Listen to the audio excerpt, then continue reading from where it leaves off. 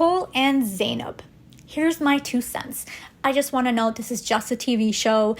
I'm getting all my comments and insights from the scenes as well as the reunion. Let's talk Cole first. He's very lighthearted and he doesn't take things too seriously.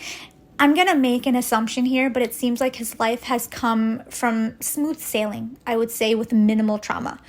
Seems like his childhood was fine, always kind of fit in, didn't have too many things to worry about, had both parents.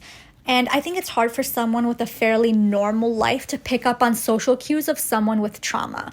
I think to be able to empathize, you have to go through something. And I feel like he's not able to empathize or dig into these social cues because of his lack of trauma. Strike one was the makeup comment. I think most women can agree with me on this. They would feel a little bit insecure if a guy that they just met told them they look different without makeup, especially a woman who has not been told she's beautiful without makeup before.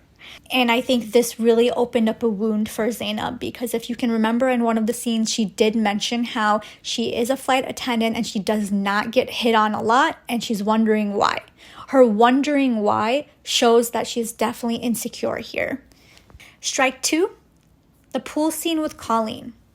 It was not cool, Cole. True feelings did come out. Let's be honest here, guys.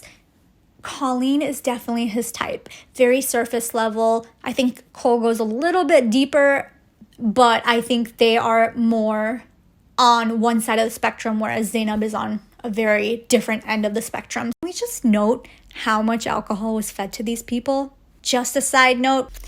Strike three, the bipolar comment. I think Cole was simply fed up at this point. Zainab continuously put him down to make up for her own insecurities, and she wasn't really working with him to identify her triggers and really help him understand. It doesn't seem like she is open to working on herself, and that is a very big problem and definitely leads to narcissism.